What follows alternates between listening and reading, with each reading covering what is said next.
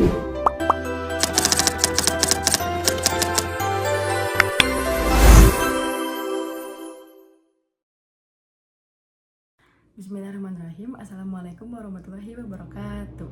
Perkenalkan, nama saya Nabila Azahra dari Program Studi Manajemen Haji dan Umroh dengan NPM 25110507007. Pada kesempatan kali ini, saya akan membahas sebuah topik penggunaan bahasa gaul pada kehidupan sehari-hari dan dampaknya pada bahasa akademik. Video ini saya buat untuk memenuhi tugas ujian akhir semester saya pada mata kuliah Bahasa Indonesia yang diampu oleh Bapak Dr. Mukharis Sidki, MAG. Topik ini saya ambil bukan tanpa alasan. Apabila kita menyadarinya, setiap hari kita berkomunikasi pasti menggunakan bahasa gaul. Mulai dari chat dengan teman, membuat caption di media sosial, atau bahkan berkomunikasi santai di kampus. Bahasa gaul sudah menjadi bagian dari keseharian kita, bahkan terasa lebih alami dibandingkan bahasa baku. Namun, yang sering kita tidak sadari adalah perlahan bahasa gaul mulai terbawa ke dalam ruang akademik, ke dalam ruang kelas, ruang diskusi ilmiah, bahkan ke dalam tugas dan presentasi. Nah, dari sinilah muncul sebuah pertanyaan, apakah bahasa gaul telah mengubah cara berkomunikasi kita atau mengubah juga cara berpikir dan berkomunikasi kita secara akademik? Melalui video ini, saya akan mencoba menjawab pertanyaan tersebut. Bahasa gaul pada dasarnya adalah hal yang wajar. Bahasa ini lahir karena kebutuhan manusia untuk berbicara secara cepat, akrab, dan kreatif. Bahasa gaul juga termasuk ke dalam kreativitas generasi muda. Namun, masalahnya bukan pada keberadaan bahasa gaul ini, tapi ketika bahasa gaul sudah digunakan tanpa kesadaran konteks. Karena dalam dunia akademik, bahasa tidak hanya sebagai alat komunikasi, namun bahasa juga sebagai alat berpikir. Apabila bahasa yang diucapkan tidak tertata dengan rapi, maka akan menghasilkan gagasan yang tidak tertata pula. Maka dari itu, bahasa akademik menuntut ketepatan, kejelasan, dan struktur. Saat ini, batas antara bahasa akademik dan bahasa gaul sangat kabur. Banyak mahasiswa yang sebenarnya paham akan materi, namun sulit menjelaskannya secara akademik. Contohnya, ketika presentasi, mahasiswa biasanya memulai menjelaskan sebuah penjelasan dengan kalimat seperti, jadi sebenarnya tuh menurut gue, padahal menurut akademik, struktur kata tersebut bisa diubah dengan lebih formal, seperti berdasarkan analisis yang kami lakukan, dapat disimpulkan bahwa sebenarnya perbedaan ini cukup sederhana, namun dampaknya cukup besar terhadap kualitas penyampaian gagasan ketika presentasi. Untuk memperjelas, saya akan memberikan beberapa contoh yang terasa sangat dekat dengan mahasiswa. Kasus pertama, dalam grup WhatsApp kelas, ketika dosen menyampaikan sebuah informasi resmi, sebagian mahasiswa tetap meresponnya dengan bahasa yang terlalu santai, bahkan disertai dengan singkatan dan emotikon. Hal ini mungkin terlihat sepele, namun dalam etika akademik seharusnya bagaimana mahasiswa merespon dosen adalah dengan bahasa yang lebih sopan dan terstruktur. Kasus kedua, dalam penulisan makalah. Ada mahasiswa yang menulis dalam makalahnya kalimat seperti, penelitian itu sebenarnya penting banget buat mahasiswa. Secara makna, kalimat ini dapat dipahami, namun secara akademik, kalimat ini tidak memenuhi standar kebahasaan. Kasus ketiga, dalam diskusi kelas. Ketika dosen meminta mahasiswa untuk menyampaikan sebuah gagasan, seringkali mahasiswa mencampur bahasa akademik dengan bahasa gaul, yang mengakibatkan kualitas gagasan yang disampaikan oleh mahasiswa akan menjadi kurang fokus dan kurang meyakinkan. Nah, kasus-kasus ini bukan untuk menyalahkan, namun untuk menyadarkan bahwa hal-hal ini sudah terjadi di sekitar kita. Dari fenomena-fenomena tersebut, terdapat dampak yang sangat penting. Yang pertama, menurunnya kemampuan membuat kalimat formal. Mahasiswa menjadi kurang terbiasa menggunakan bahasa baku karena lebih sering menggunakan bahasa gaul.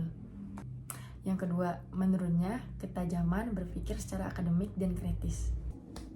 Bahasa akademik menuntut pemikiran yang sangat runtun. Apabila bahasa yang digunakan tidak struktur dengan baik, maka akan menghasilkan pola pikir yang tidak rapi. Yang ketiga, kurangnya wibawa akademik. Cara berbicara kita akan menunjukkan kapasitas intelektual kita dalam ruang akademik. Nah, penting untuk ditegaskan bahwa bahasa gaul bukan sesuatu yang harus dihilangkan atau dimusnahkan. Namun, bahasa gaul adalah bagian dari identitas dan dinamika bahasa generasi muda. Yang dibutuhkan adalah kesadaran situasional di mana mahasiswa harus paham dan menyesuaikan bahasa yang digunakan ketika berbicara. Menggunakan bahasa santai atau gaul saat berbincang, namun menggunakan bahasa formal atau baku saat berada di ruang akademik. Nah, kemampuan membaca situasi inilah yang akan menjadi pembeda antara penutur bahasa yang asal bicara saja dengan penutur bahasa yang cakap secara akademik. Apabila kita tarik lebih jauh lagi, sebenarnya fenomena bahasa gaul ini tidak berdiri sendiri. Ia berkaitan erat dengan perubahan cara komunikasi manusia di era digital. Media sosial, pesan singkat, dan budaya serba cepat mendorong manusia untuk mengirim pesan secara lebih singkat, ringkas, dan tidak memperhatikan struktur bahasa. Dalam konteks ini, penggunaan bahasa gaul menjadi alat yang paling efektif. Namun, keefektivitasan itu tidak selalu sejalan dengan ketepatan. Disinilah masalah mulai muncul. Ketika kita terlalu terbiasa menggunakan bahasa yang cepat dan santai, lalu dibawa ke ruang akademik, yang dimana akademik membutuhkan sebuah ketelitian dan kehati-hatian dalam berbahasa. Seringkali kita merasa bahwa yang terpenting adalah pesan tersampaikan. Padahal dalam dunia akademik, cara menyampaikan pesan sama pentingnya dengan isi pesan itu sendiri. Bahasa baku bukan hanya sebuah bungkus gagasan, namun juga termasuk dalam isi gagasan itu. Jika dilihat lebih dalam, ketidakmampuan membedakan bahasa santai dan bahasa akademik mencerminkan bahwa kurangnya latihan penggunaan bahasa formal pada kehidupan sehari-hari. Banyak mahasiswa hanya menggunakan bahasa formal ketika membuat tugas saja, itu pun mungkin karena terpaksa. Di luar itu, hampir semua komunikasi yang dilakukan pasti menggunakan bahasa santai. Akibatnya, ketika harus berbicara menggunakan bahasa formal, misalnya ketika presentasi atau seminar, pasti akan terasa canggung, kata-kata terasa kaku, dan alur bicara tidak lancar. Dan tidak sedikit juga akan cenderung menimbulkan perasaan untuk menggunakan bahasa gaul itu kembali sebagai penyelamat agar pembicaraan terus mengalir. Padahal, pembiasaan dan kelancaran berbicara menggunakan bahasa akademik tidak datang secara instan. Ia membutuhkan pembiasaan, latihan, dan kesadaran sejak awal. Selain itu, penggunaan bahasa gaul yang terlalu berlebihan berpotensi mempengaruhi cara pandang kita terhadap ruang akademik. Bahasa yang terlalu santai bisa menurunkan rasa keseriusan kita dalam forum belajar. Forum ilmiah yang seharusnya menjadi diskusi kritis perlahan berubah menjadi forum diskusi santai biasa. Jika hal ini terus dibiarkan, maka budaya akademik yang menjunjung ketelitian, kedalaman analisis, dan tanggung jawab ilmiah perlahan tergeser. Mahasiswa mungkin tetap aktif berbicara, tetapi kurang menyampaikan gagasan secara sistematis dan berbasis konsep. Sebagai penutup, dapat disimpulkan bahwa penggunaan bahasa gaul dapat berpengaruh cukup besar terhadap penggunaan bahasa akademik, terlebih jika digunakan tanpa kontrol. Bahasa gaul seharusnya tetap berada pada ranah informal, sedangkan bahasa akademik harus dipertahankan dan harus dijaga sebagai sarana utama dalam menyampaikan gagasan ilmiah.